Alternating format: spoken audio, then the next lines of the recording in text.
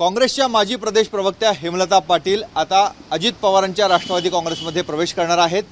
विधानसभा निवडणुकीनंतर त्यांनी शिंदेंच्या शिवसेनेमध्ये प्रवेश केला होता, मात्र तिथली कार्यपद्धती त्यांना रुचली नाही आणि म्हणून आता त्यांनी पुन्हा एकदा पक्षांतराचा निर्णय घेतलेला आहे। हेमलता पाटील आपल्यासोबत आहेत। ताई, काँग्रेस नंतर शिंदेंची शिवसेना, आता राष्ट्रवादी काँग्रेस। काँग्रेसमध्ये तुम्हाला माहिती आहे की 35 वर्ष मी काम केलं। काँग्रेसमध्ये पक्षाची सरचिटणीस होती, प्रदेश प्रवक्ता होती आणि 6 टर्म मी काँग्रेसच्या तिकिटावरती नगरसेविका म्हणून निवडून आले। अशा पद्धतीने काँग्रेसमध्ये इतक्या वर्ष काम केल्यानंतर विधानसभेच्या निवडणुकीमध्ये जो काही गोंधळ झाला, जी काही फसवल्याची जाणीव झाली आणि थोडंसं इजा तिजा झालं। यावेळेला मला निवडणुकीचं तिकीट जे नाकारलं तो अपघात नव्हता, तो घातपात होता आणि ठरवून केलेला घातपात होता। आणि तेव्हा कुठेतरी मन दुखावलं गेलं की अशा पद्धतीने आपला बळी दिला गेला, एक सर्वसामान्य कार्यकर्त्याचा बळी पक्षाने दिला आणि त्यानंतर मी काँग्रेस पक्षामध्ये राहणार नाही हा निर्णय घेतला। आता तुम्ही शिंदे सेनेचा जो विषय काढला तर तो त्यावेळेला तो एक शिंदे स्टाईल, शिवसेना स्टाईल तो प्रवेश झाला। मलाही प्रवेशाची कल्पना नव्हती आणि अचानक ते सगळं घडलं, परंतु ज्या लोकांच्यामुळे ते घडलं ते सगळे माझे हितचिंतक होते आणि त्यांची भावना खूप चांगली होती, त्यामुळे तेव्हा मी काही बोलू शकले नाही।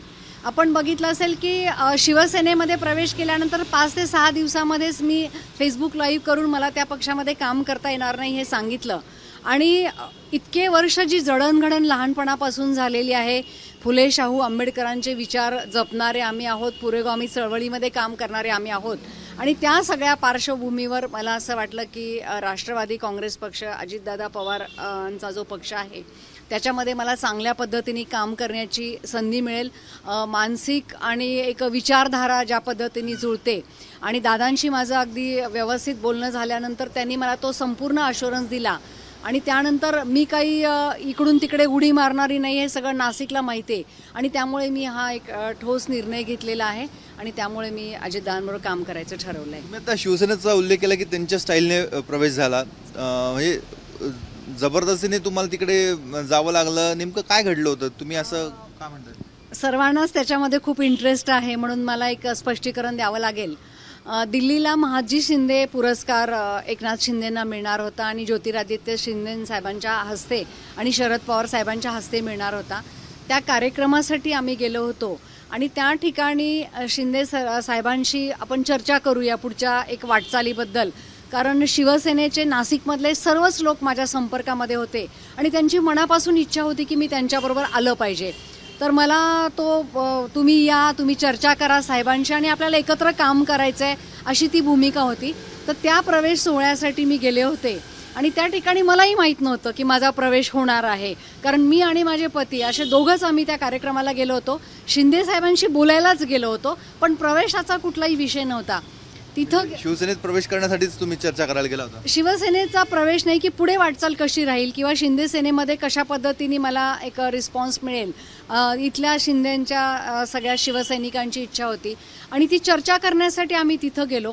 पण तिथं गेल्यानंतर सगळे मीडियातले बांधव होते आणि मग ती एक लाईन सुरू झाली की प्रवेश करणार आहे। वातावरण सगळं त्या पद्धतीचं निर्माण केलं गेलं आणि आम्ही दोघंच होतो आणि तो गळ्यामध्ये गमजा टाकला गेला, परंतु मी ते डिनाय नाही केलं। त्याच्या मागचं कारण होतं की तिथे जे शिंदे सेनेचे पदाधिकारी होते ते सगळे हितचिंतक होते, सगळ्यांची माझ्याबद्दल भूमिका तीच होती की तुम्ही आमच्याबरोबर आपण एकत्र काम करू आणि ते सगळं झाल्यानंतर मला ते डिनाय करता आलं नाही आणि मी ते ॲक्सेप्ट केलं।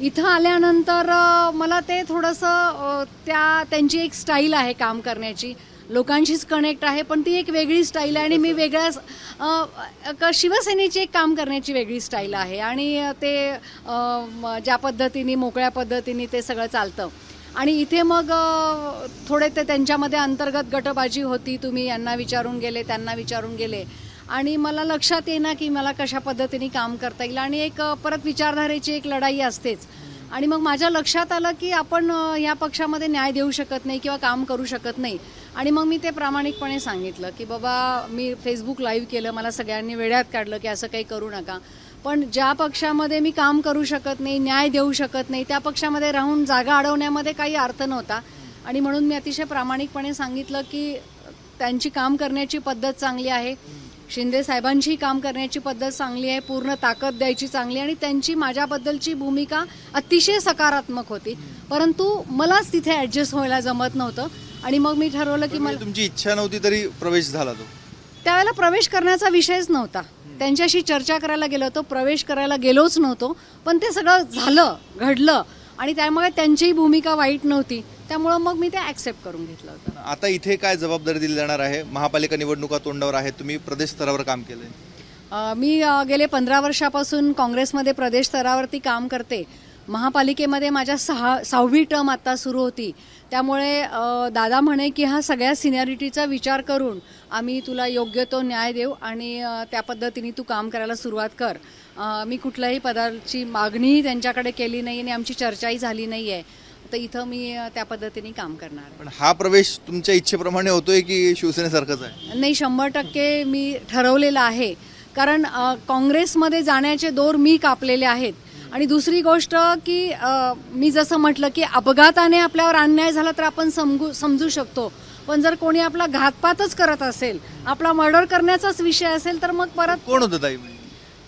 जे काही घडलं विधानसभेच्या निवडणुकीमध्ये, जे काही घडलं ते खूप भयंकर होतं. मर्डर पर्यंत तुम्ही बोलतायत? मर्डरच होता तो माझा आणि मला संपवण्याचाच विषय होता. कारण ज्या वेळेला राजकारणामधून ज्या वेळेला पक्षाची प्रतिकूल परिस्थिती होती त्या दिवशी रात्री 12 वाजता फोन करून तुम्ही मला तिकीट देता आणि ज्या वेळेला मी 5 वर्षापासून विधानसभेची निवडणूक लढवणार ही खुणगाठ मनाशी बांधून मी जेव्हा इलेक्शनला तयारी करते आणि मला खात्री आहे की 100% या सगळ्या बीजेपीच्या परिस्थितीमध्ये आणि ह्या सगळ्या राजकीय परिस्थितीमध्ये ही जागा काँग्रेस सस्टेन करणार आहे, ही जागेवर काँग्रेस निवडून येणार आहे. असं असताना महापालिकेच्या निवडणुकीच्या तोंडाच्या पार्श्वभूमीवर शहरामध्ये एकही मतदारसंघ आपल्याकडे सोडून न घेता ती जागा शिवसेनेला सोडून देणं हे सगळ्या घातपाताची भूमिका होती. आणि कोण करत होतं? आता जे कोणी करत असेल ते करत असेल, पण मला त्याच्यामुळे लक्षात आलं की मला इथं फ्युचर नाही आहे. आणि बेसिकली काय आहे की जेव्हा एखादा कार्यकर्ता एखाद्या पक्षासाठी इतक्या निष्ठेने काम करतो. माझे वडील आमदार खासदार नव्हते, मिनिस्टर नव्हते, कारण तो मला काही सोन्याचा चमचा तोंडात मिळाला नव्हता. जे काही केलं ते मी प्रामाणिकपणे स्वतःच्या हिमतीवरती क्रिएट केलं. आणि असं असताना कोणीतरी स्वतःच्या कष्टावरती मोठं होते, ज्याच्या मागे कोणाचा मोठा शिक्का नाही. अशा वेळी पक्षाने जी भूमिका घेतली ती माझ्यासाठी अतिशय. नाव नाही घेत तुम्ही?